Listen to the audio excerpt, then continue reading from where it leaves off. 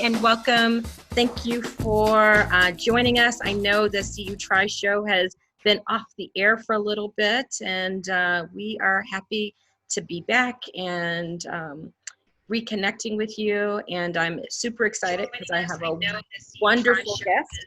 Been off the air for a little bit, and somebody got an echo. I know, I hear myself. We have a wonderful guest, Reverend Terrance Thomas from Bethel AME. He's also a board member, and I'm going to let him introduce himself in a little bit, but I just want to remind you about the whole point of the show and why we decided to do this. So as you are aware, before I even do that piece, I want to say that we invite you to join us with your questions and discussions on our Facebook page. And so you can join us. You can send, and we encourage you to chat with us, send us questions, feedback, thoughts, because we want to make this as interactive as possible. But now that I've done that commercial and done some housekeeping, I want to share a little bit about why we started the show. So for those who don't remember, the Trauma and Resiliency Initiative have been working to try to make Champaign County a trauma-informed community. And we've been doing that because of an awareness that one, hurt people, and that if we don't equip a community to respond to the needs of people who've been hurting in a way that's purposeful and intentional, that some of the signs and symptoms of trauma don't get better. And I think one of the things that I will say about the Trauma and Resiliency Initiative, about how we've approached this work, is we really believe in resiliency, but we believe in resiliency as being something that is not just something that people come into the world with, but that we as community people who love and connect with each other, have a responsibility to build and support. We also believe in equity, and so we believe that when people come from neighborhoods and communities or have experiences where there is an increased abundance of adversity, when they come from adverse community environments, it is harder to be resilient. It is harder to bounce back when you don't address those structural inequities and inequalities. And so that is the long and short of the Trauma and Resiliency Initiative. We will talk more about that, but before I will introduce Reverend Thomas and let him say a little bit about himself, and we'll get going with the discussion and dialogue. Thank you, Karen. Let me get situated. First, I want to apologize. They're doing some work outside of the location I am broadcasting from, carpet cleaning or something. I didn't know this, otherwise I'd have picked another location. So I want to apologize if the tone modulates. I am the Reverend Terrance Thomas. I am a native of the south side of Chicago, Auburn Gresham neighborhood. I've been involved in one way or another, either up close or by proxy, with community work since I was 16. My father was vice president back in Chicago of what was called the African American Patrolmen's League, Afro-American Patrolmen's League. This was a group of progressive officers who challenged systematic racism against the then corrupt Daily One regime. And so it was through his lens, his training, that introduced me to community organizing. I went to actually my undergraduate degree, that's a whole nother journey, but I'm a product of Olive Harvey College that was there in the Black Studies Department under Armstead Allen, that I began to further formulate my activism training. And then a graduate of Northeastern Illinois University Center for Inner City Studies, studied under greats like Conrad Worrell, Anderson Thompson. These names may not mean nothing in Central Illinois, but definitely in the context I come from, these were the activists of activists. These were the ones who trained the activists. Then one day God was like, okay, I need you to stop running from me. You're doing all this work, you've been dodging. I went to seminary, got ordained in the African Methodist Episcopal Church, which is the Church of Social Justice, which is the church that gives us Richard Allen and Harriet Tubman and Mary McLeod Bethune, and you name them, they come out of the AME Church. And so in 2019, the bishop, the former pastor, who many of you probably know, Larry Lewis, he decided he wanted to ride off into the sunset, and the bishop asked me would I take the charge. So I've been down here since September, last Sunday in September of 2019. I have a number of focus. Right now, this season of my life, am I a frontline activist like I used to be running every March? No, and I'll explain why as we talk later.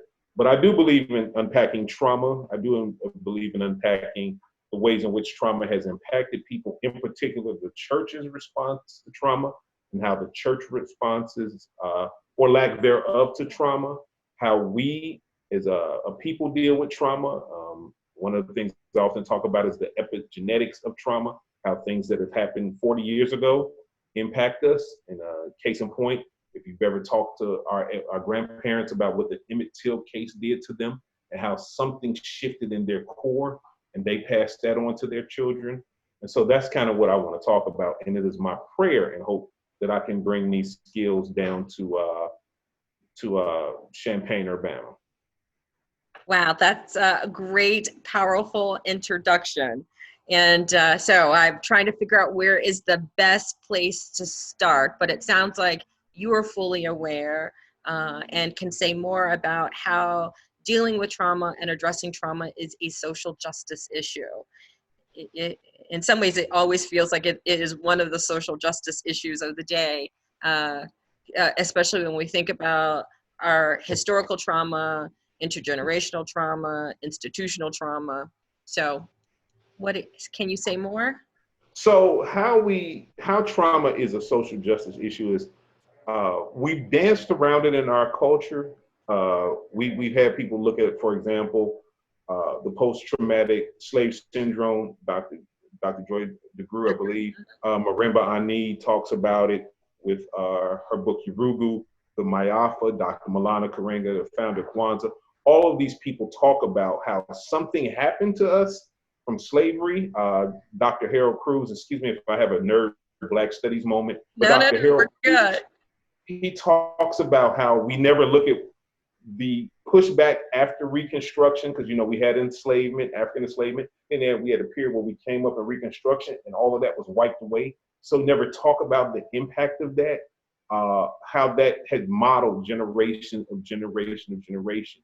In the context of church, we never talked about how our trauma formulates our understanding of God.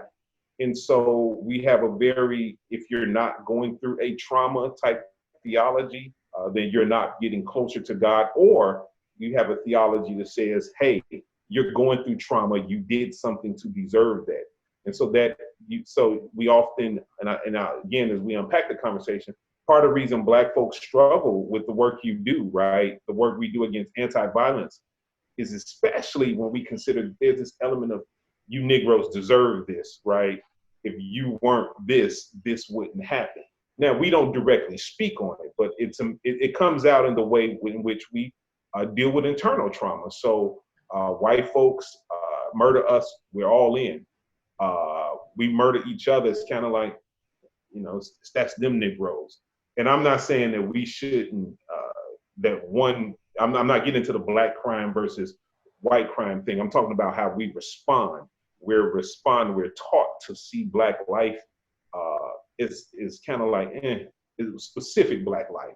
So, for example, if you or I were murdered in Champaign, Urbana, man, the community be out and we rally, we have a statue, the Terrance statue all over down University. But Shaquan who's murdered, but there's a class element, right? But let little Shaquan get murdered, it's kind of like, it's tragic.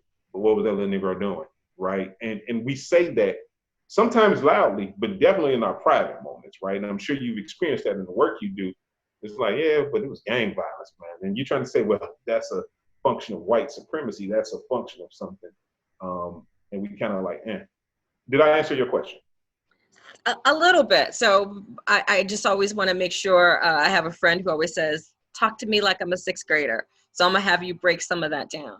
So one of the things that you said that I want to make sure people understand is that there are people who have written about and looked at, in some ways, when I think about like post-traumatic stress, post-traumatic slave syndrome and some of the other work, they've looked at the symptoms of trauma and said, hey, people, let me explain the behaviors that you see, and they categorize it I was looking to double check, but Ruby McCullum has talked about segregation stress syndrome. So, right, that period of time between Reconstruction and really the end of the civil rights movement that was, equally traumatizing mentally because people thought that they were free, but they weren't free. And then there was the period of terrors, right? And so people have looked at the symptoms and said, hey, there's something to this, not in a way that's broad or deep, and definitely not in a way that's been solution focused. It's been sort of like, well, that's a problem. That is what you see is sort of what you get. And what you're saying is that your experience also is that the many churches, Black church and other churches, because they haven't been solution focused, just pay attention to the symptoms, and in some ways use that to wash their hands of having a more coordinated collective response. Did I get some of that right, or what did I get wrong? That actually, and okay, I will break it down like this. Like this Okay. That's exactly what I'm saying. And so when we look at the impact of trauma, right, how we engage the world, the lens through we see the world. So Tupac, the great psalmist, always talked about the little homies not feeling love from the world, right? That comes from somewhere. That comes from not being loved, or the perception that I'm not loved based off of what I've seen. And so when you say you have money for wars but can't feed the poor, then that creates a mindset. That creates this kind of I don't care about life, you don't care about me. Or to use another hip hop reference, Jay-Z, why should I care about a system that doesn't care about me? And so then that creates this circle, right? And so that's trauma. I perceive and have experienced you, and in many cases, the reality is you don't care about me.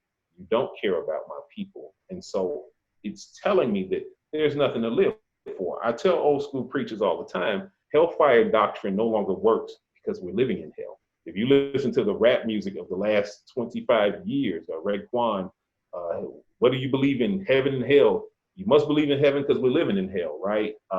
So now you're telling me after I died, well, how's that any different than now? That's trauma. When you have an expectation of mistreatment. So there's this expectation when we walk into Black businesses that we're going to automatically be mistreated, or simply when we say them people don't care about us, right? Who are them people? The government, the churches, the institutions that create spaces, and so they don't care about us. And so these are real ideologies that our young brothers and sisters have. And I'm gonna be honest, in many cases it's justified, right? If we look at the current administration, when you fire a pandemic team, when you start cutting education and student loan forgiveness, when you cut jobs, you take jobs overseas because somebody asks you for a living wage, then what other conclusion that I can come from that other than you don't care? And so even when we talk about criminal justice, right, we often forget, and I love Ava DuVernay's 13, we don't talk about, and it's not considered polite to talk about the Black complicity in that, because Ray and them, NWA and them had came out in the 80s and 90s and was scaring our grandparents. They went to the preachers like, can we do something about these little Negroes? And we forget about that. Now, I'm not excusing any of the white folks that pushed it, but we forget Calvin Butts, C. Dolores Tucker, probably people in this community that was like, get them Negroes. And so that's when I say trauma, even more to the point, and I'll be quiet for a sec. When we look at what's it like to live in sustained poverty. So I remember when I first got down here, I was sitting at a welcoming kind of lunch, and somebody started talking about all those Negroes from Chicago that came down here and kind of ruined Champaign. And so then I had to say, well, have you ever lived in a 15-story high rise with no grass, no working utility, no city services? And then one day you're told the thing you do know is home is being taken from you, and we're going to ship you 150 miles from somewhere else. And then you get to that community, and that community is hostile. So it is, again, because I believe in the class analysis, me and you move in next door, people bring cookies, and oh my God, they move in, they start calling the police for every little infraction. So what does that kind of trauma do? You know, you're not even giving me, you just, first you have me in this box, then you take me out of this box and you dump me in the world. And so we don't talk about, nor do we name those kind of things. Yeah. And so we, and I'm going to steal this from somebody else. We like to think about those adverse community experiences, right? Those structural inequities around class, around criminal justice, around systems issues, right? Over systems involvement, all of those, how poverty, chronic, systemic, institutional poverty, all of those things as being the ground that seeds the symptoms of like community violence and alcohol and addictions, right? Like, so if you think about those structures, and we know, this is what made me excited about the trauma work, is that it not only just changes behavior, but it changes you neurobiologically. When you are in environments where it feels like you're in flight, freeze response because the world feels hostile and unwelcoming and unloved, right? Like, you know, from a trauma perspective, the most worst thing that you can do to somebody is to neglect them. It shrinks the brain, it shrinks the heart, it restricts people's capacity to be their full selves. And then you add abuse on top of neglect, and sometimes that abuse is structural, or racism or classism or other forms of oppression, and we know that suppresses dopamine levels, it suppresses serotonin levels, and then we blame you. And we're gonna make sure we talk about solutions, but then we blame you for being a victim of the oppression that people get. And so, you know, when we have leaders now who said it is people's fault that they are at high risk for COVID because they are unhealthy. And we structurally live in environments where there are more environmental contaminants, where we have more stress-related ailments, we are more subjected to more cancers and less love, right? And then then people come around and say, well, it's your fault because you're sicker, and don't acknowledge the fact that we have higher environmental contaminants, have higher risk jobs, are more likely to be in environments where there are structural inequities, place-based issues that make us sick. And then we can talk about this whole role of the faith community that used to be a source of healing, resiliency, and recovery. Because this is not Karen being evangelical, because I know we're secular, but a lot of what people would get from traditional congregational experiences, love, empowerment, skills, connections, networking, when congregations aren't that, there's even something about the rhythmic part of a congregation that helps heal brain and build neural pathways. When you don't have those structures, and then people are unwelcoming, then it's harder to heal, because people often ask me, well, people of color have been in adversity for a long time, particularly African American people, like, what's different now? Well, the things that we used to have to help promote healing and wellness and recovery, the well that we used to go to, when it's tapped out and the community isn't coming up with alternative responses, just more rejection, it's hard to keep going in this. And I think when we talk about the well, we got to be honest again, the well wasn't always for everyone. The well was for people that fit this certain modality. So when we think about our LGBTQ brothers and sisters, when we think about the class element, when we even think about, even as a minister, one of my biggest fights as a minister has been, I ain't your granddaddy's preacher. I don't speak with that Dr. King rhythm. If you ask me what am I doing on Friday night, I'm pouring a shot of whiskey and I'm gonna watch some good TV. And so even in my own context, there's been this resistance because I wasn't born and bred AME, like I was an interloper. So the well has not always been open for everyone to come drink from. And so what you're having now is where the church is a quick aside, it realizes that it didn't take care of its own. And so now it has to reach out to the very populations they once rejected. And they're getting kind of suspected, like, so you can't be a community. This is where I push my own congregation on. You can't sit literally at the heart of a community and then not be integral to that community, because there'll come a time where you're going to need them more than they need you. And so when you're trying to grow and trying to get members to join, they're gonna be like, where were you? Where were you during the COVID? Where were you during the crack epidemic? Where were you during Black Lives Matter? Where were you when my mama died? Where were you when my brother died? Where were you? And so that's kind of the notions that we're having. To double back, you're absolutely right. There are physical responses to trauma. There are learned behaviors. People don't know that trauma literally scars your brain. Yeah. It literally, like if you were to cut me here and I'd have a scar, there's scars on your brain. And so if you don't get the healing, it's like this cut, it infects. It alters the way you perceive. And so one of the solutions we don't talk about is we tend to, like you said, treat trauma as a symptom, right? We don't talk about what's at the heart of it. We don't talk about how I'm over life, I'm over living. This might be the only thing. It's very similar to the way we do mental health and depression and bipolarism and those kind of things. We kind of look at it as if it's something somebody could snap out of overnight. So why are these communities in trauma? Well, if the parents just taught their children how not to act, they wouldn't be in trauma. If that was the case, then we wouldn't be here, right? If you just, want it better for yourself. And then an ugly thing we don't talk about is there's money in Black death and Black trauma. There's there's funding, right?